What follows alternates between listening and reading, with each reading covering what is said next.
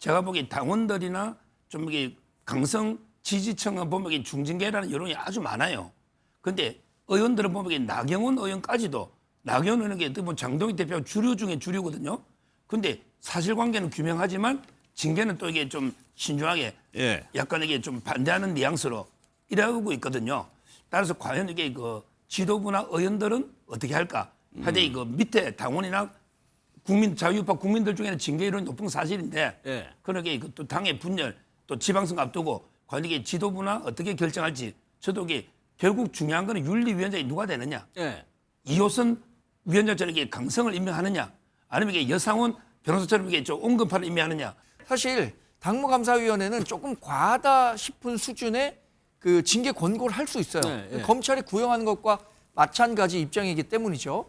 최종 결정권은 윤리위원회가 갖고 있는데 윤리위원회가 그 당무감사위원회의 의견을 일부 받아들여서 다 들여다보니 이 정도까지는 아니다라고 해서 일정 정도 그것에 버퍼를 만들 수 있다고 생각하거든요. 그러면 장동혁 대표의 면을 세워주는 당무감사위원회의 의견도 있었고 그걸 바탕으로 해서 당내 통합을 얘기하는 대승적 차원에서의 결론을 낼 수 있기 때문에 결국은 이건 출구 전략을 어떻게 짜느냐. 당원 게시판 등을 비롯해서 한동훈 전 대표의 징계 문제가 아직도 해결이 안 되고 있죠. 여상원 전 윤리위원장입니다. 여상원 전 윤리위원장은 이 문제를 어떻게 보는지 한번 얘기를 한번 들어보겠습니다. 지난 9월에 전한길 씨 제명하라고 송원석 원내대표가 요구했죠. 이거는 뭐 제명 이런 거는 아주 좀 너무 과한 거다. 그래서 경고, 징계 중에서 가장 낮은 단계죠. 이번에도 마찬가지입니다. 저는 김종혁 전 최고의 말이 뭐 행동을 했거나 뭐 폭력이나 뭐 성추행이나 비위를 저지른 게 아니고 내부 공격 아닙니까? 그런 말을 한 걸 가지고 징계하는 건 옳지 않다. 공평에 맞춰 볼 때 이걸 당원권 정지 인연이 맞느냐? 저는 그거는 정치적인 판단이라고 봅니다. 왜 그러냐면 여상원 의원이 직전에 윤리위원장이었습니다. 그러니까 당무감사위원회에서 이제 권고를 하면 윤리위원회가 판단을 하거든요. 직전에 윤리위원장이 징계하는 건 좋지 않다고 했어요. 왜냐하면 전환기 씨는 형평성을 비교해 보면 이건 당원권 2년 정지까지는 아니라는 얘기고 당내에서는 한동훈 전 대표 징계는 좀 힘들지 않느냐 이런 얘기도 나온대요. 지금 이제 그 여상원 위원장은 뭐 저도 방송 오래 같이 했는데 이분은 항상 통합론자고요. 상당히 온건파입니다. 징계라는 걸 본 적이 없어요. 옛날에 김종혁 위원도 그냥 주의로 끝냈을 겁니다. 전환길도 안 하고 이쪽 저쪽 그건 없어요. 정파성은. 정파 색깔은 없는데 거의 뭐 징계한 게 제 기억에는 없고 전부 이게 다 통합하고 나가야 된다. 이런 제 개인 의견이고 뭐 개인적으로 그 한동훈에 대한 징계 문제는요. 좀 당원들하고 이제 의원들이 약간 이게 좀 생각이 좀 틀린 부분이 있는 것 같아요. 제가 보기에 당원들이나 좀 이게 강성 지지층은 보면 이게 중진계라는 여론이 아주 많아요. 근데 의원들은 보면 이게 나경원 의원까지도 나경원 의원은 어떻게 보면 장동익 대표 주류 중에 주류거든요. 근데 사실관계는 규명하지만 징계는 또 이게 좀 신중하게 약간 이게 좀 반대하는 뉘앙스로 이러고 있거든요. 따라서 과연 이게 그 지도부나 의원들은 어떻게 할까? 하되 그 밑에 당원이나 자유파 국민들 중에는 징계 이론이 높은 건 사실인데 그러게 또 당의 분열 또 지방선거 앞두고 과연 이게 지도부나 어떻게 결정할지 저도 이게 결국 중요한 거는 윤리위원장이 누가 되느냐? 이호선 위원장처럼 이게 강성을 임명하느냐? 아니면 이게 여상원 변호사처럼 이게 좀 온건파를 임명하느냐? 결국에 윤리가 독자적으로 판단할 문제라고 저는 봐요. 여상원 전 위원장이 이런 태도 스탠스를 가지고 있어가지고 교체하려고 그러는 건 아니었어요? 그리고 이제 임기가 1월 달인데 교체한 거는 맞죠. 근데 그런 데서 이제 뭐 지금 보니까 이 도태우 변호사 이런 분도 이야기했는데 그건 아니라고 합니다. 당에서. 따라서 그 당에서도 너무 강경 일변도 이호선 교수님처럼 이렇게 가기 좀 부담이 되니까 한번 지켜보시죠. 저는 결국에는 그 장동혁 대표가 얘기한 변화 있잖아요. 그게 몇 가지 시험대가 있을 거라고 봐요. 첫 번째는 지금 아직도 공석인 지명직 최고위원을 누구를 임명할 거냐.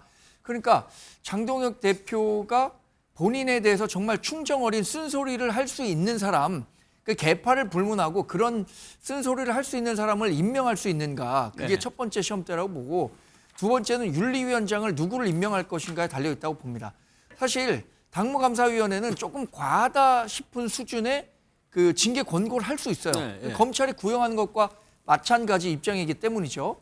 최종 결정권은 윤리위원회가 갖고 있는데 윤리위원회가 그 당무감사위원회의 의견을 일부 받아들여서 다 들여다보니 이 정도까지는 아니다라고 해서 일정 정도 그것에 버퍼를 만들 수 있다고 생각하거든요. 그러면 장동혁 대표의 면을 세워주는 당무감사위원회의 의견도 있었고 그걸 바탕으로 해서 당내 통합을 얘기하는 대승적 차원에서의 결론을 낼 수 있기 때문에 결국은 이건 출구 전략을 어떻게 짜느냐. 그쵸. 그 출구 전략에 그 예측해 볼 수 있는 것은 윤리위원장을 누굴 임명하느냐에 달려 있다고 보는데 그 결과가 나와야 우리 당내 통합 문제가 예. 조금 더 뭐 본격화되지 않을까 싶습니다. 김종우 부원장이 예상하기에는 초반에는 굉장히 강경했죠. 한동훈 전 대표에 대한 징계 문제가. 근데 결과적으로 시간이 가면서 현실적인 안으로 수용하지 않겠냐. 가령 뭐 사실관계를 밝히되 뭐 징계는 안 한다든지. 이럴 가능성이 있다고 보세요? 이제 뭐 지금 상황을 보면 저는 뭐 국민의힘이 어떻게 돌아가는지 모르겠습니다만 이 윤리라는 게 존재할 이유가 있나? 이런 생각 들고 당무감사위가 존재할 이유가 있나? 예. 그러니까 정치인들의 정치적인 판단에 따라서 징계의 수위가 바뀐다고 한다면 그 징계를 누가 수용할 수 있을 것인가라고 하는 근본적인 고민이 있는 거죠. 말씀하신 내용은 뭐냐면 장동혁 지금 현 대표에 대해서 한동훈 전 당대표에 대한 징계 수위가 높아지게 되면 당이 분열할 수도 있다라고 하는 여러 가지의 압력들이 존재하기 때문에 이걸 가지고 수위를 조절할 수도 있다 이런 말씀이신데 예. 뭐 원래대로 얘기하면 여상원 윤리위원장이 2달을 남기고 그만뒀다고 하면 결론적으로 압박을 받았거나 에이 뭐 못 해먹겠어 그만뒀거나 둘 중에 하나 아니겠어요? 그리고 예.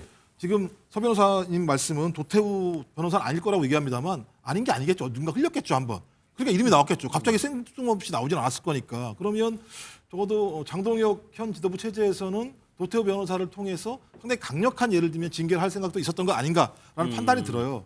근데 결론적으로는 어떤 국힘 내부의 권력 다툼 과정의 부산물로 결정될 수밖에 없다라고 하는 상황 자체는 예. 어찌 보면 징계라고 하는 것은 별 의미가 없다. 그러면 이런 의도가 있었다고 얘기하는 건 압박을 가하기 위한 수단으로 모든 당의 기구들이 움직였다라고 볼 수밖에 없기 때문에 예. 좋은 모습은 절대 아닌 거죠. 그리고 제가 볼 때는 타협할 수 있나? 근본적인 고민이 그거예요. 예. 장동혁 대표와 한동훈 전 대표가 서로가 예를 들면 화합할 수 있을까? 화합을 통해서 시너지를 낼 수 있을까? 저는 그 부분에 대해서 여전히 퀘스천 마크고 쉽지 않을 거다라는 판단이 들기 때문에 예. 어떤 형태로든지 아마 뭔가 조치는 취할 수밖에 없지 않을까 생각이 들긴 합니다. 그런데 그 팩트만 두 개만 제가 말씀드리면 여상훈 변호사는 본인이 스스로 그만둔 게 아니고 위에서 그만두라 했다. 외압이 있었다 이렇게 본인이 밝혔습니다. 예. 그거 말씀드리고 그다음에 도태우 변호사를 처음 거론한 거는 김종혁 최고입니다. 뭐 그런 말이 있더라. 예, 예. 오히려 뭐 도태우 되면 어떻다. 그 당에서 절대 놓은 이야기는 아닙니다. 예. 만약에 한동훈 전 대표 징계를 한 게 된다면 한동훈 전 대표 바로 법적으로 대응할 가능성이 있거든요. 만약에 하려고 한다면 그것까지도 감안하고 징계를 해야 되잖아요. 가처분이라도 내버리면. 그렇죠. 이렇게 예. 김종혁 최고위원이 뭐 법적 대응하겠다고 공언했잖아요. 근데 이거 저는 징계를 한다면 김종혁보다는 많이 나올 거거든요. 물어보나. 한동훈 대표가 예, 징계를 한다면 따라서 이게 그 형평으로 보나 이게 왜냐하면 그렇게 이야기했잖아요. 들이받는 소가 있고 그 소 주인 임자가 있으면 예. 다 돌로 쳐주게 된다. 근데 제가 볼 때는 김종혁은 소고 한동훈에게 그 주인으로 봤거든요. 네. 개파원이니까. 따라서 이게 그 소보다는 임자를 이게 더 처벌한다면 저는 2년 이상 할 거다. 당무감사위에서는 이렇게 보는데 이제 윤리는 어떻게 될지 모르죠. 그러면 거기에 대해서 이게 뭐 저는 당연히 법적 대응을 하지 않겠나. 여전히 주류 보수 강경 지지층에서는 변화 조짐 없습니까? 그러니까 주류 지지층은 이게 뭐 난리죠. 빨리 중징계해서 제명해라고 빨리 하라고. 난리인데. 근데 이제 왜냐하면 이분들은 이게 자기들 감정이니까. 예. 근데 이제 의원들이 나경원 의원도 이야기했지만 의원들이 예. 좀 신중론을 돌아선 사람이 좀 많이 있는 것 같아요. 근데 또 대부분의 분들은 이렇게 전망하시던데요. 과거에 이준석 당 대표를 징계할 때 그 정치적 측근이었던 김철근 사무총장에 아, 대해서 예. 당원권 정지 2년을 했었고 이준석 대표에 대해서는 처음에는 6개월 당원권 정지가 나왔었어요. 그랬죠. 그러니까 예. 지금 김종혁 최고에 대해서는 2년 하고 예. 당무감사 결과에 따라서 한동훈 전 대표에 대해서는 당원권 6개월 작게. 정지해갖고 이번 그 6월에 치러지는 선거에만 못 나오도록 하려고 하는 것 아니냐라는 이야기들을 많이 하시는데 서 변호사님은 오히려 한 전 대표에 대해서 더 높은 그 권고가 나올 거다라고 예상하시니까 제가 좀 당황스럽습니다. 개인적인 생각이신 그런데 거죠? 이호선 위원장의 성향이나 오늘도 이게 글을 올렸어요. 예, 보면 이호선 위원장이- 가면이라고 표현했어요. 그러니까요. 한동훈에게 본질과 가면인데 지금 완전히 이거 엄청난 공격이잖아요. 예. 가면을 쓰고 있다. 이런 거는 게 그래서 저는 이호선 위원장이 당무감사위에서는 더 중징에 놓을 수 있다. 뭐 윤리는 또 별도로 하더라도 오늘 글이나 제가 이게 또 그분 잘 알잖아요. 예. 이 취재 분위기 봤을 때 좀 더 높게 놓지 않겠나. 당무감사위는 예. 이래 보는 거죠. 오늘 어젠가요? 이호선 위원장이 들이받는 소 앞서 뭐 한동훈 대표도 인용했는데 이번에는 자신과 가면이라는 이중의 얼굴을 갖는다라고 글을 표현을 했습니다. 이거 한동훈 전 대표잖아요. 그렇죠. 아닌가요? 한동훈 전 대표를 겨냥해서 쓴 글인데 네. 그럼 뭔 가면을 썼지라고 또 의아해하시는 분들이 있어요. 근데 이건 좀 본질을 보셔야 될 것 같은데 한동훈 전 대표가 지난해 있었던 당대표 선거에 나올 때도 어떤 논란에 휩싸였었냐면 한동훈 전 대표는 사실 뭐 좌파 성향을 가진 정치인 아니냐 이런 그 의심을 샀단 말이에요. 그래서 네. 한동훈 전 대표가 당시에 무슨 얘기를 했냐면 본인처럼 우파 논리 그러니까 보수의 논리에 충실한 사람이 없다. 나는 우파 정치인이다라는 점을 굉장히 강조했어요. 그 과정에서 설명한 걸 네, 기억나네요. 들자면 예. 경쟁을 촉진한다.